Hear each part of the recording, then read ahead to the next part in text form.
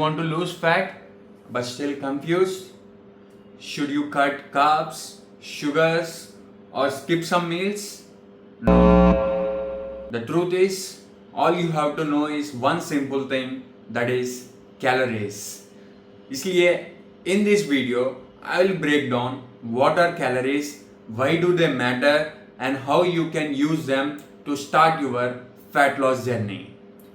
तो first thing is first, what are calories.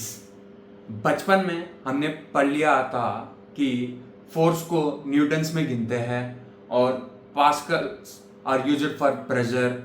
वैसे हर कोई मेजर करने के लिए एक यूनिट था ये.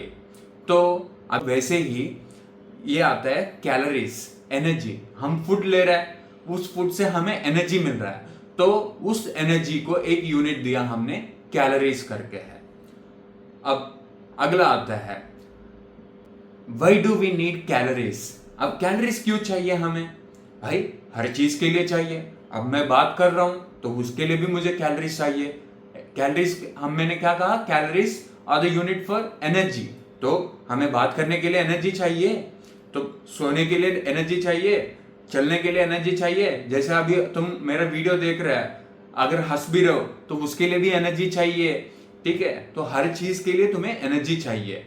अब अगला आता है, how do calories matter in fat loss. हाँ भाई, कैलोरीज ही सब कुछ है, फैट लॉस के लिए है.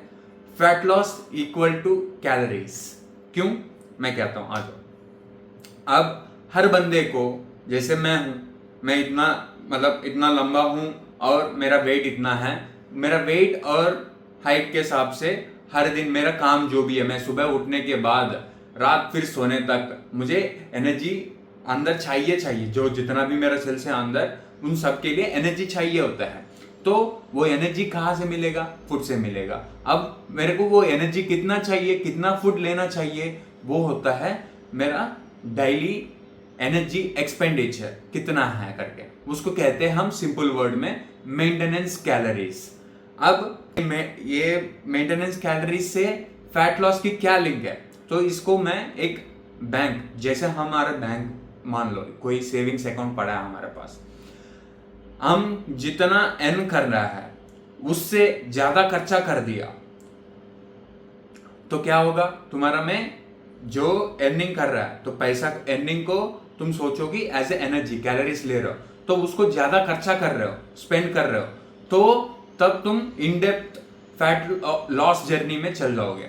अगर तुम सेविंग्स करते जा रहे हो तो जो भी है उसको बैंक में डालते जा रहे हो, वो है फैट गेन हो जाओगे. तो मतलब अगर तुम कैलोरीज ज्यादा ले रहे हो, जो तुम्हारा मेंटेनेंस कैलोरीज से, वो तुम फैट गेन हो जाओगे.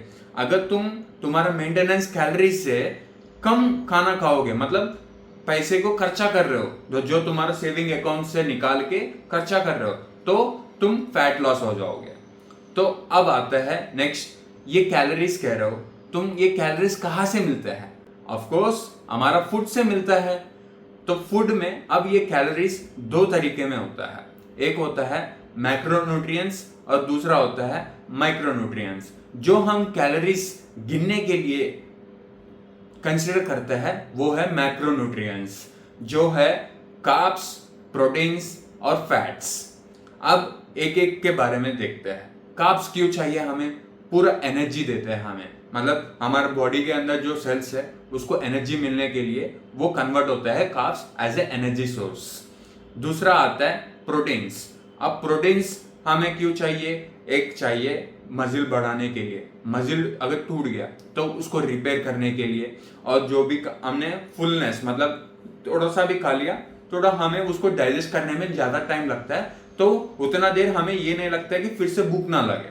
वो फुलनेस भी रखता है पेट के अंदर. और तीसरा आता है फैट्स, जो हमें हमारा हार्मोन्स को बैलेंसिंग करने के लिए बॉडी के अंदर हमें कुछ अच्छे फैट्स चाहिए होता है. अब ये कैलोरीज में कैसे गिनते हैं?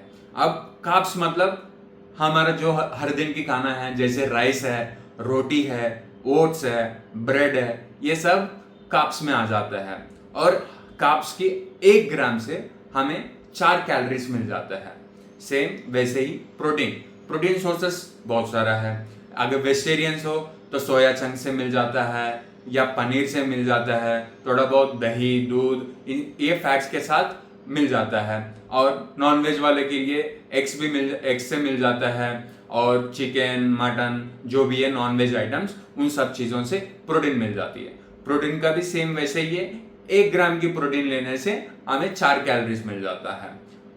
अगला आता है फैट्स। अब फैट्स तो हमें पता है, जो घी ऑयल्स वगैरह यूज करता है उससे मिल जाता है, और अच्छा फैट्स तो नट्स वगैरह मतलब बादाम पिस्ता कैश्यू इन सब से मिल जाती है।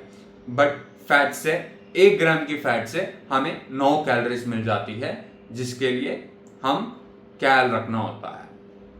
कैलकुलेट कैसे करना है, ये इसके लिए मैं अलग से एक वीडियो बना दूंगा, फिर उसमें मैं एक नया डाइट भी लाइव दे दूंगा। अभी के लिए आप अपना गूगल क्रोम में जाके कैलकुलेट कैलोरी मेंटेनेंस करके सर्च कर लो। उसमें पहला जो साइट आ गया उस पर जाके तुम्हारा वेट डाल दो, फिर हाइट एज डाल के सबमिट कर लो। उससे तुम्हारा एक मेंटेनेंस कैलोरीज निकल के आ जाएगा।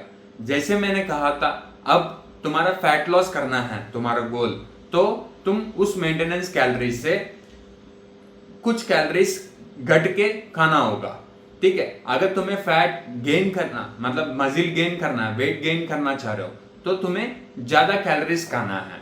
तो अब ये बता दिया, इससे तुम्हारा मेंटेनेंस कैलोरीज तो मिल गया होगा तुम्हारे पास।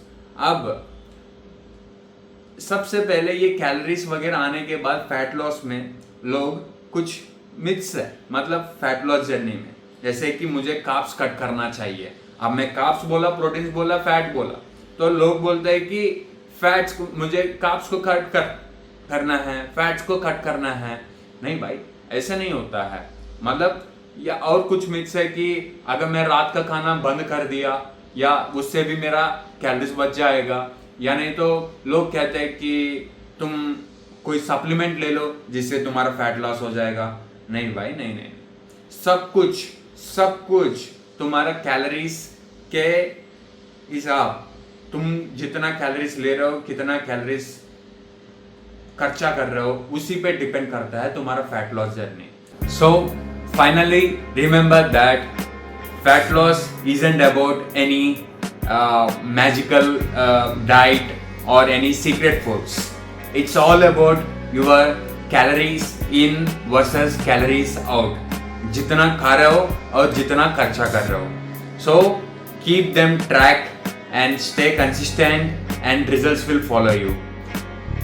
If you found this video is helpful, please do click that like button and subscribe to my channel and share this video to your friends